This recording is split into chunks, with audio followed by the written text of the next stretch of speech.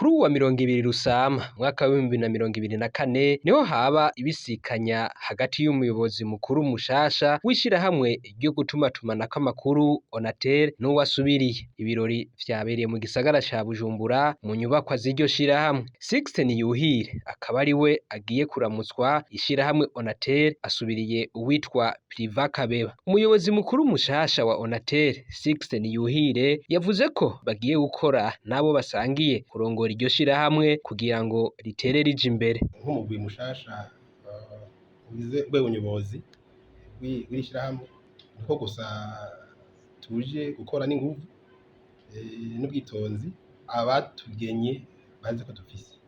Ivyo navyo biragoye kuvuga ngo je mizuku, ariko tubaza yuko batugomwe batubuzi kandi tuzokora no twivuye inyuma kugira ngo ishirahamwe ibibazo bimwe bimwe rifise bitore umuti. Ikindi umuyobozi Niyuhire yasavye abakozi ba Onatel gukora batiziganya kugira ngo umwimbu ube mwinshi kandi mwiza.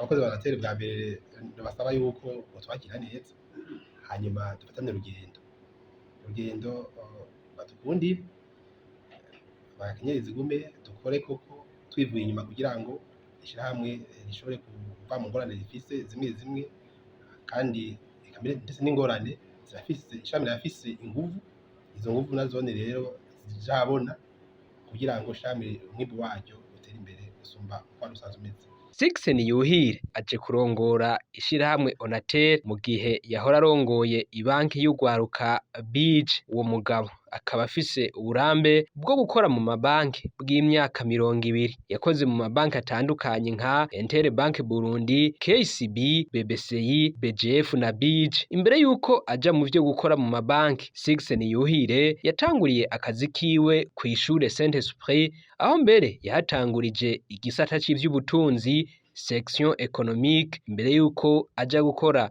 muri mutuelle de la fonction publique. Niyuhire yize amashure yisumbuye kuri Saint Esprit mbere yuko aja muri kaminuza y'u Burundi mu gisata c'ubutunzi. Inyuma yaho yarakurikiranye ibindi vyigwa bitari bike bijanye n'ivy'ubutunzi, aho twovuga nka spécialisation en financement du commerce international n'ibindi. Ikizwi ico afise impapuro ziyongera ku mpamyabushobozi yaronse muri kaminuza zirenga 60, plus de 60 certificats.